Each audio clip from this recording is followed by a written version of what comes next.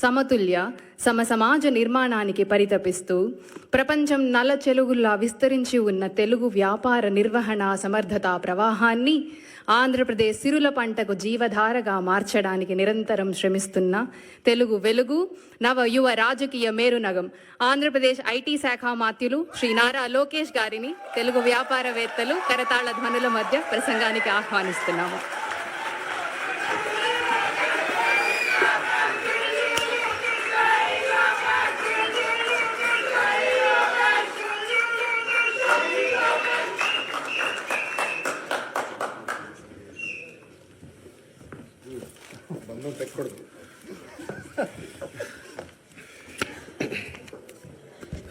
అందరికీ నమస్కారం.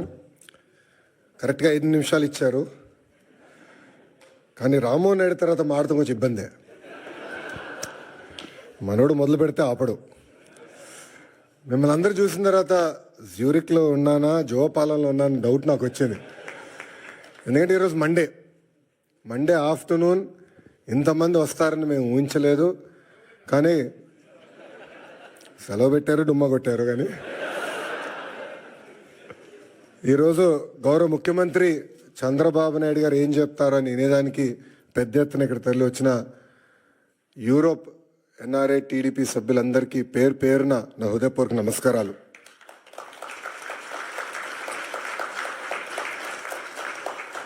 తెలుగు జాతి సత్తా ఏంటో ఢిల్లీకి వినిపించిన వ్యక్తి విశ్వవిఖ్యాత నరసార్వభౌమ స్వర్గీయ శ్రీ నందమూరి తారక రామారావు గారు. తెలుగు జాతి సత్తా ప్రపంచానికి వినిపించిన వ్యక్తి మన ప్రీతమ నాయకుడు చంద్రబాబు నాయుడు గారు. చంద్రబాబు నాయుడు గారు ముఖ్యమంత్రి అయినప్పుడు కరెక్ట్గా నేను 8th క్లాస్లో ఉండే. నాకు ఇప్పుడు కూడా ఆ 10 సంవత్సరాలు 94-95 నుంచి 2004 వరకు మనం ఒకసారి చూస్తే ఒక్క ఫోటో సమ్మప్ చేస్తుంది ఆయన పరిపాలన. న్యూయార్క్లో వర్షం పడుతున్న సమయంలో ఆయన చేతిలో ఒక ఫైల్ పెట్టుకుని, చంకులో ఫైల్ పెట్టుకుని బ్యాగ్ మోసుకుంటూ నడుస్తూ ఉంటారు ముఖ్యమంత్రిగా. ఆనాడు ఆయన విజన్ 2020 అంటే చాలామంది ఎగతాళి చేశారు. కానీ ఈరోజు తిరిగి వెళ్ళి హైదరాబాద్లో చూస్తే ఆయన చెప్పిన ప్రతి మాట ఈరోజు నిజమైంది.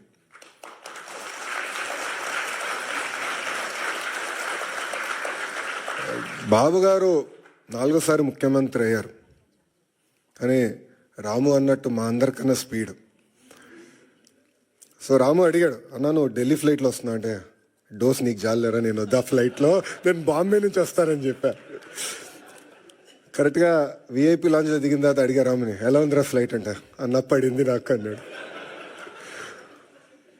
అంటే చంద్రబాబు నాయుడు గారు ఒక సోర్స్ ఆఫ్ ఎనర్జీ. ఆయనకి చాలా అద్భుతమైన ఐడియాస్ ఉంటాయి. ఆ ఎనర్జీలో మనం ఎంత నింపుకుంటాం అనేది చాలా చాలా ఇంపార్టెంట్. కానీ ఒక్కసారి చంద్రబాబు నాయుడు గారి జీవిత చరిత్ర చూస్తే అనేక ఇబ్బందులు ఎదుర్కొని పైకి ఎదిగిన వ్యక్తి. కేవలం రాజకీయాల్లో కాదు, ఈజ్ అ సీరియల్ ఆంటర్‌ప్రెన్యూర్. ఇక్కడ చాలామందికి తెలియదు ఆ విషయం. ఇక్కడ మీలో చాలామంది ఆంటర్‌ప్రెన్యూర్స్ అవ్వాలనుకుంటున్నారు. ఆయన సుమారుగా 4 కంపెనీలు స్టార్ట్ చేశారు, 3 ఫెయిల్ అయినాయి. 4వది హెరిటేజ్ ఫుడ్స్.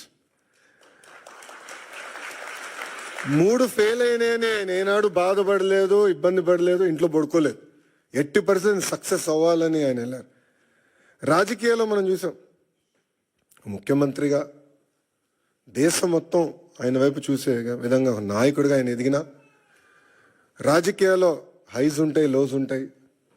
ఆయన ఎప్పుడూ ఆయన హైని లో ఎటు తీసుకున్నారు అట్టనే తీసుకున్నారు.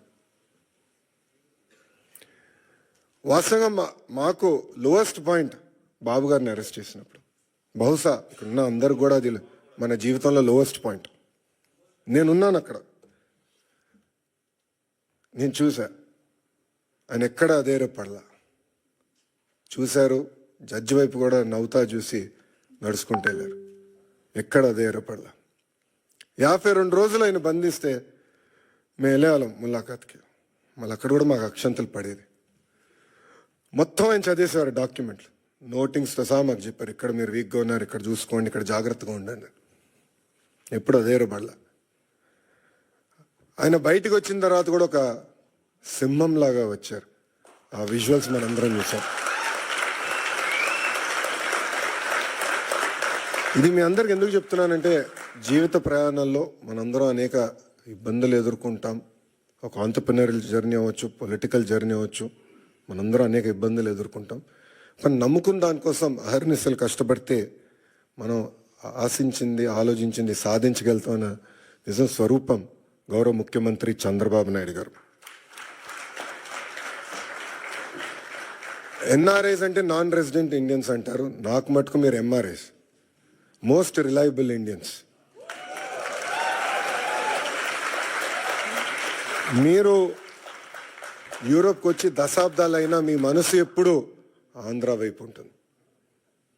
2019 నుంచి 24 వరకు రాష్ట్రం దారి తప్పిందే, మనం అనేక ఇబ్బందులు ఎదుర్కొంటున్నాం, మన పరువు పోతుందని చాలామంది నన్ను కలిశారు, నాతో మాట్లాడారు, నాకు వాట్సాప్లో మెసేజ్ పెట్టారు. వాళ్ళందరూ ఒకటి చెప్పా, కలిసికట్టుగా పోరాడితేనే ఆ సైకోని మనం తరిమి కొట్టచ్చని. అది చేసి చూపించాం, కలిసికట్టుగా సాధించాం. 93% కాదు రాము, 94% సీట్లు మనం గెలిచాం, 1% తగ్గించాం. అది మనందరి కృషి. ఆ 5 సంవత్సరాల్లో ఇక్కడున్న మీ అందరి సహకారంతో అనేక సంక్షేమ అభివృద్ధి కార్యక్రమాలు కూడా మనం చేశాం.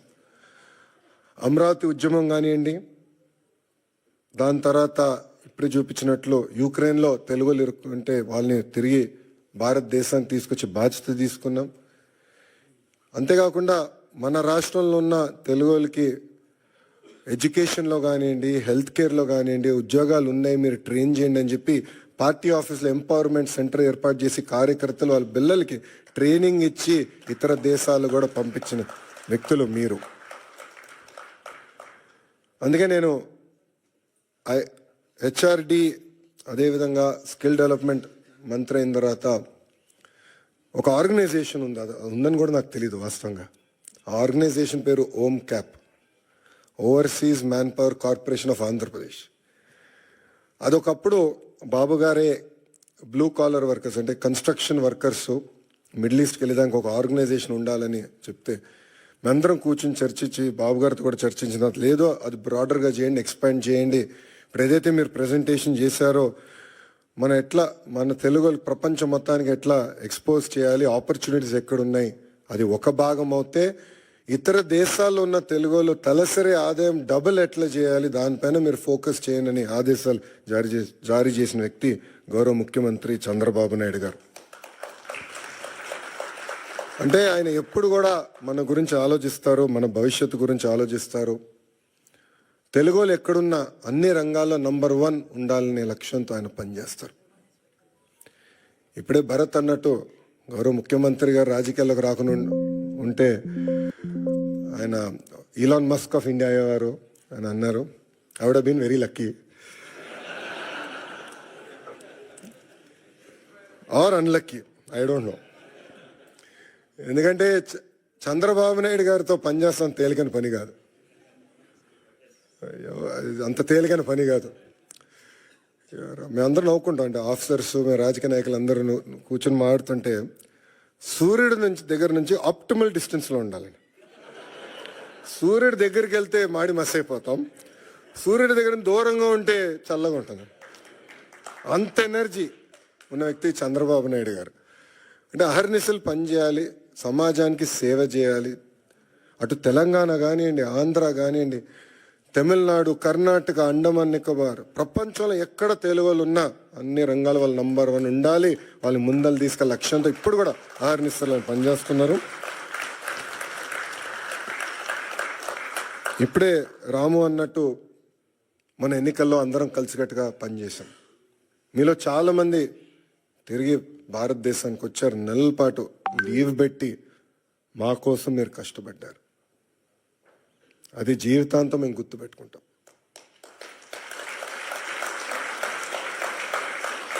ఎందుకంటే మీరందరూ ఇక్కడ ప్రొఫెషనల్స్గా ఉన్నవారు, ఇలా ఆంటర్‌ప్రెన్యూర్స్ చాలా తక్కువ మంది ఉంటారు. సో ఒక 2 నెలలు 3 నెలలు ఆఫ్ తీసుకుని వస్తాం అనేది తేలికని పని కాదు, కానీ మీరు వచ్చారు.